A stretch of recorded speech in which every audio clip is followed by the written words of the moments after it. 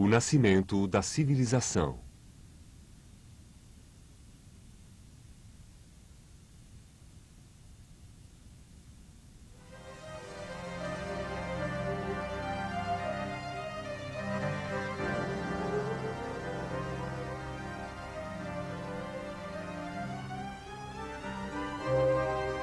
A que nos referimos ao falar de civilizações? Quais são, na nossa opinião, as características da vida civilizada? A cidade, a grande metrópole, o centro de vida de milhões de pessoas com seus grandes edifícios, suas amplas avenidas e seus monumentos públicos, suas ruas e estradas atestadas de tráfego, o transporte de sua atarefada população. A vida urbana, de uma forma ou de outra, parece querer significar a civilização tal qual conhecemos no século XX.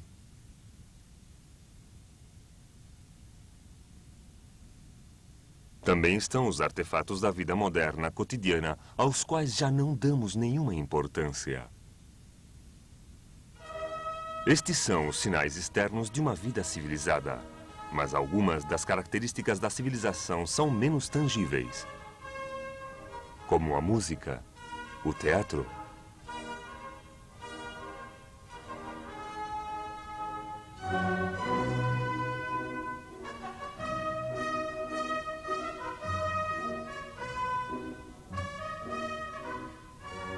As artes visuais, a pintura, a escultura, a erudição. Os saberes e os conhecimentos acumulados durante séculos passaram de geração em geração.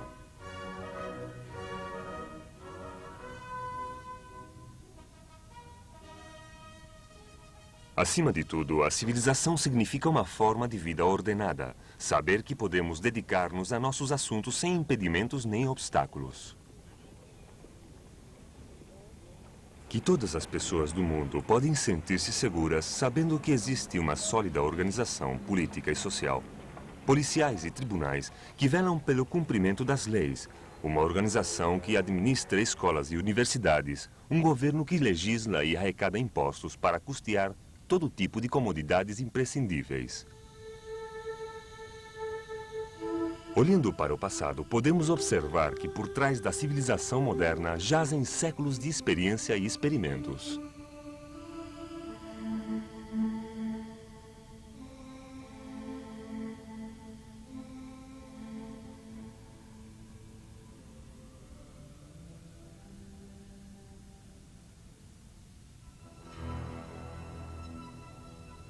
As origens da civilização remontam a mais de 6.000 anos.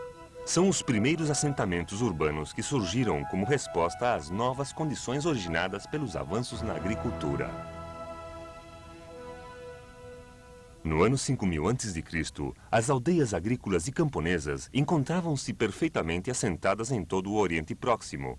Mas no sul da Mesopotâmia, os agricultores se enfrentavam com um novo desafio, pois a extensa planície aluvial oferecia imensas possibilidades para a agricultura, se conseguissem dominar as águas dos grandes rios.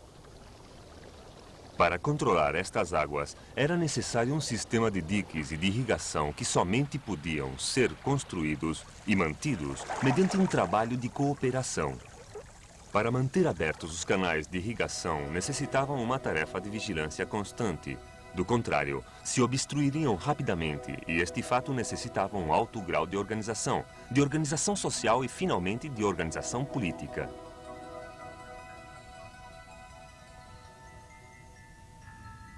Desta forma, no ano 3000 a.C., no sul da Mesopotâmia, existia um bom número de cidades ou cidades incipientes. Nelas surgiu a mais antiga das civilizações conhecidas, a civilização suméria.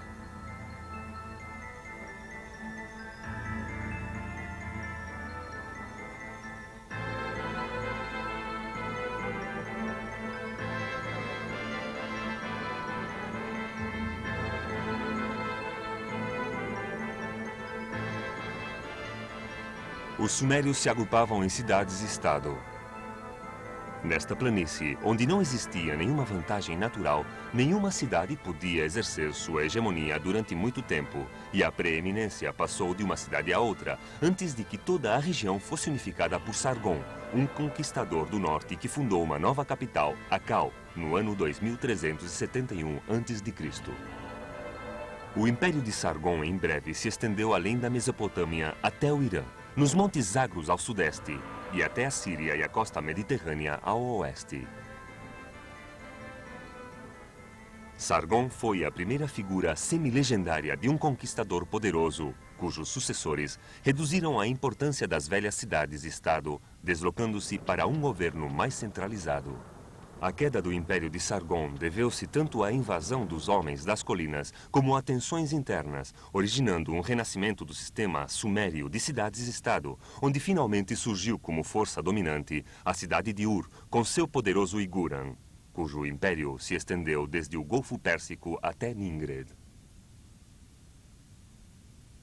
Mas esta cidade caiu, cerca do ano 2000 a.C., sob a pressão dos novos invasores, os amoristas, que procediam provavelmente do leste da Síria. Entre os grandes impérios estabelecidos por eles se encontra o de Hammurabi, da Babilônia, 1800 anos antes de Cristo.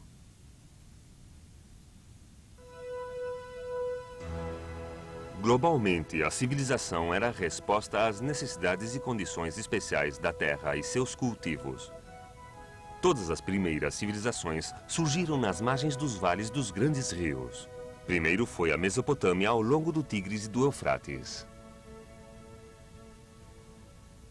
Depois, ao longo do Nilo, o Egito Superior e Inferior foi unificado no ano 3100 a.C. por Menes, o primeiro faraó da primeira das 31 dinastias que governaram o Egito durante mais de 2500 anos.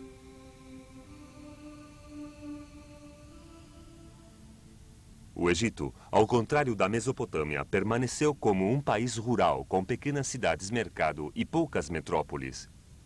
De forma que os líderes que surgiram foram os governadores de extensas regiões ao invés dos senhores das cidades-estado, e deste modo, uma única dinastia real pôde governar em todo o Vale do Nilo desde Assuã até o Mediterrâneo.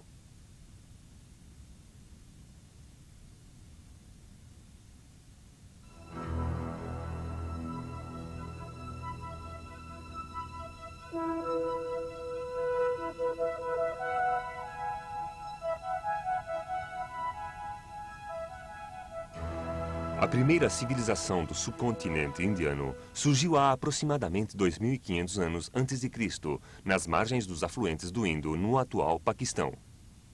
Havia duas grandes cidades, Mohenjo-daro e Harappa, e 70 cidades menores, com um império que abarcava uma área de aproximadamente 130 mil quilômetros quadrados. Como na Mesopotâmia, a cidade do rio Indo era uma sociedade de sacerdotes, comerciantes e camponeses, e não existem provas no decorrer de sua história que surgiram reis e reinos.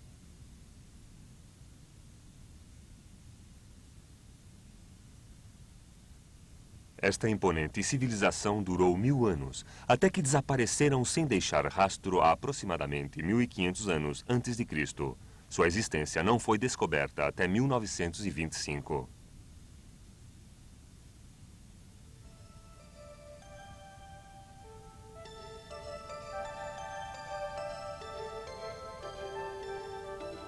Na China, a civilização apareceu inicialmente ao longo do rio Huanghe, ou Rio Amarelo. As pequenas comunidades agrícolas que cultivavam o solo das terraças do rio Huanghe e de seus afluentes foram conquistadas há aproximadamente 1700 anos antes de Cristo por um grupo relativamente reduzido de invasores procedentes das estepes da Ásia Interior, os Shan. Os Shan construíram impressionantes capitais com cortes, funcionários reais e artesãos que fabricavam objetos de bronze de suprema delicadeza. Este utensílio ritual de bronze mede apenas 30 centímetros de altura.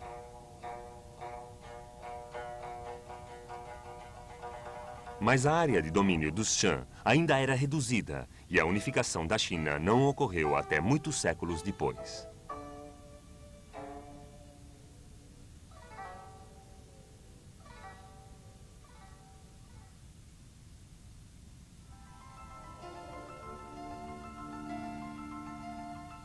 As primeiras civilizações na Mesopotâmia, Egito, Índia e China tiveram muitos rasgos em comum.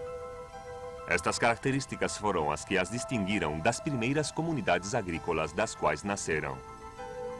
Foram estas qualidades especiais os sinais de uma vida civilizada.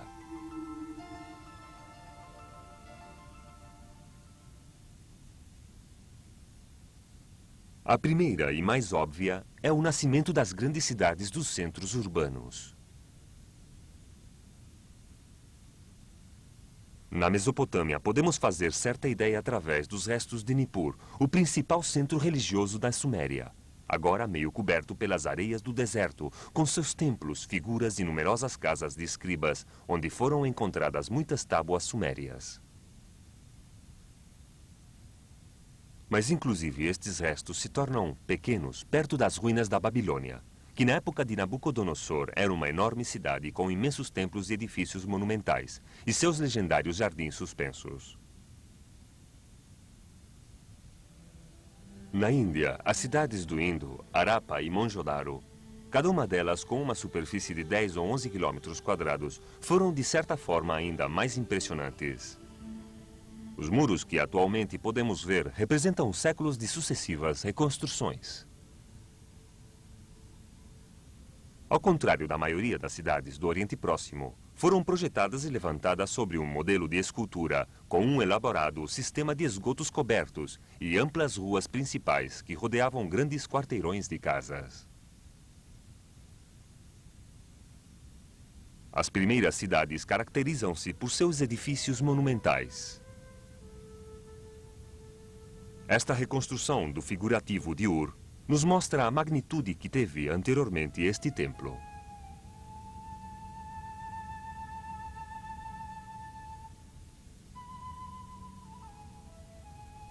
No Egito, seus maiores monumentos são as pirâmides, tumbas gigantescas que acolheram os corpos dos reis deuses, com todas suas riquezas à espera da vida no além. A mais antiga, a do rei Joseph, é a enorme pirâmide escalonada em Saqqara, construída no ano 2650 a.C. A maior, a do faraó Khufu ou Quéops, se encontra em Sifet e se levanta sobre 5,5 hectares com uma altura de quase 150 metros. Foi construída com uma série de enormes blocos de pedra cada, pesando cada um cerca de 2,5 toneladas. Para sua construção foram necessários mais de 2 milhões destes blocos. A monumental arquitetura tinha por finalidade impressionar, marcar a profunda linha divisória entre as hierarquias dominantes e as pessoas comuns e impor e exaltar o caráter divino dos governantes.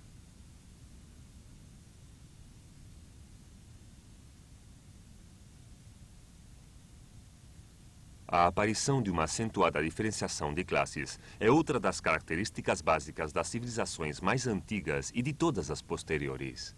A riqueza estava concentrada nas mãos de uma nova elite, primeiro nos sacerdotes e depois, à medida que os palácios começaram a rivalizar com os templos, nos reis, soldados e burocratas, como pode ser facilmente comprovado no famoso estandarte de Ur, que data aproximadamente do ano 2600 a.C.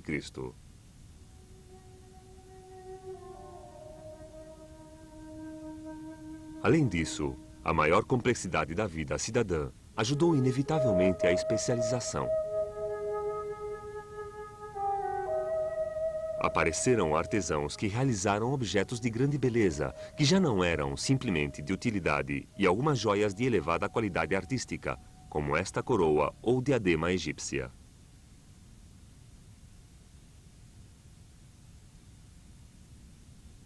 A primeira classe que ficou isenta de outras obrigações foi a sacerdotal, que realizava cerimônias mágicas para aplacar os deuses, controlar as enchentes dos rios e assegurar boas colheitas. Por estas obrigações ocupou um lugar de destaque nas sociedades antigas. Foram os sacerdotes e no Egito os reis quem proporcionaram um estímulo original aos artesãos, cujas primeiras encomendas foram destinadas aos templos. Mas muitas das artes e ofícios dependiam das matérias-primas provenientes do exterior, surgindo como consequência comerciantes profissionais que são especificamente mencionados nas antigas contas do Templo da Agash, por volta do ano 2350 a.C. Na Mesopotâmia e na Índia, as cidades dispunham de bairros reservados para artesãos e comerciantes.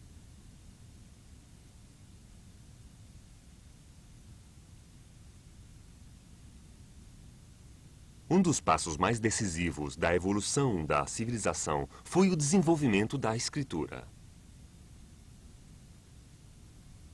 Os sacerdotes da Suméria, como custódios das vastas propriedades, deviam administrar as terras do templo, pelo qual necessitavam levar um registro de contas, e este fato originou a invenção da escritura. A inscrição mais antiga data de épocas anteriores ao ano 3000 a.C. Foi feita em tábuas de argila. Os funcionários do templo pegavam um pedaço de argila, como nesta demonstração, aplainavam-na e com um bambu desenhavam sobre a argila. A primeira escritura se efetuou em forma de imagens simplificadas, desenhos de peixes, de vacas ou de flechas, que se conhecem como pictografias.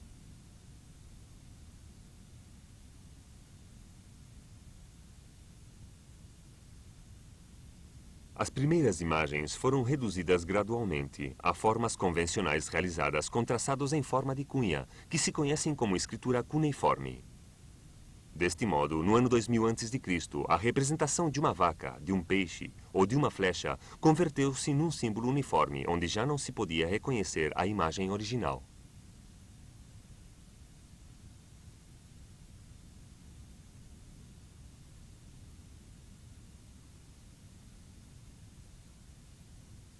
A escritura, em sua origem, foi um simples instrumento da administração e as mais antigas inscrições se referem totalmente a matérias de tipo comercial.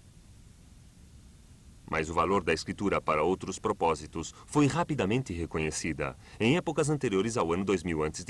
e se utilizava para comunicações através de carta e para registrar muitas outras formas de atividades humanas, como orações, hinos, leis, documentos históricos e composições literárias. A ideia da escritura pictográfica se difundiu rapidamente desde as cidades-estado da Suméria até a Índia, passando pelo Irã, e de Creta de Minos, passando pelo Egito, onde foram descobertas centenas de tábuas com dois tipos de escrituras que se conhecem como linear A e linear B. A invenção da escritura foi fundamental para o desenvolvimento das civilizações posteriores. E embora tenha evoluído numa gama completa de símbolos diferentes, atualmente é impossível imaginar uma sociedade sem a palavra escrita.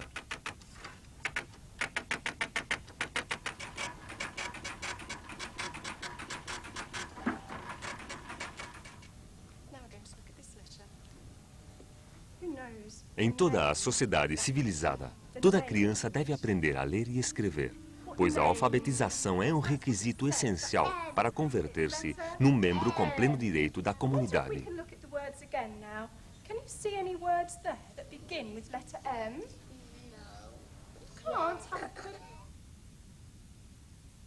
Mas a escritura não foi a única descoberta destacada dos sacerdotes sumérios.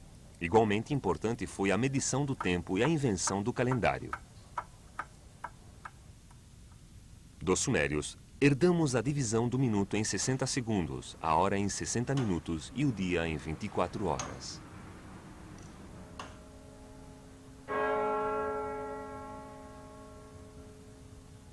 E do Egito, herdamos o calendário básico de 365 dias por ano.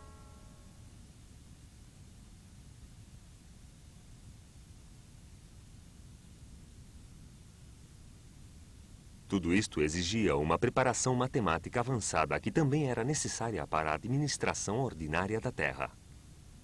Os sumérios e os babilônios unificaram os pesos e medidas e começaram a desenvolver as regras e fórmulas apropriadas.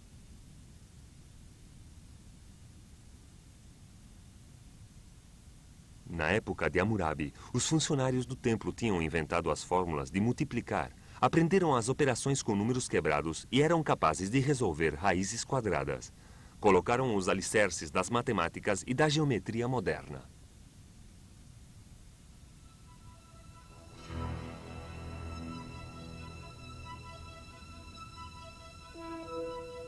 A Europa, nesta época, ficou muito atrasada. Ainda era uma época de agricultores e de aldeias dispersas. Na ilha de Creta, no próprio limite da Europa, surgiu uma nova civilização por volta do ano 2000 a.C.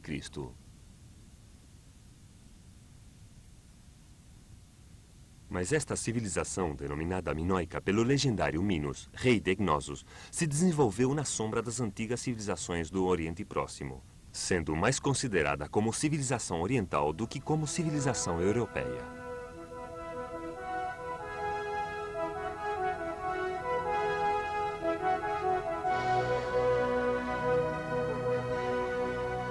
A primeira civilização americana apareceu muito mais tarde, cerca do ano 1000 a.C. Os índios americanos permaneceram isolados de seus contemporâneos do Velho Mundo, e as primeiras civilizações de Mesoamérica e dos Andes Centrais não devem nada às ideias introduzidas pelos colonizadores.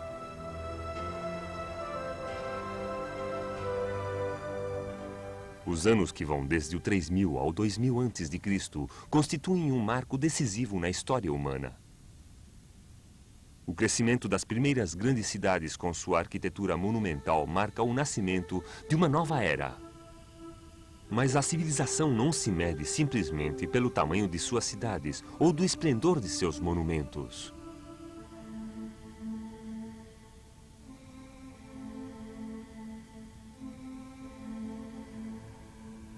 A escritura, a matemática, o calendário são testemunhas de uma grande explosão de criatividade.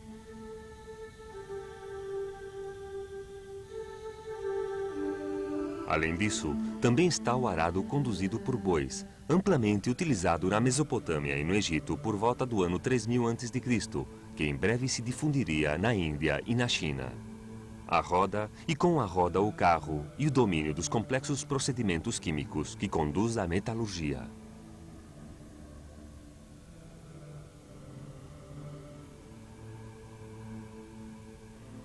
Estes descobrimentos jamais se perderiam, mas não foram conseguidos facilmente. O grande avanço da civilização beneficiou muito mais a poucos que a muitos. As cidades-estado e os impérios trouxeram consigo a dependência política e a ascensão das oligarquias dominantes. A democracia, como conhecemos atualmente, como o governo pela população e para a população, era desconhecida inclusive como ideal até o desenvolvimento das cidades gregas no século V a.C.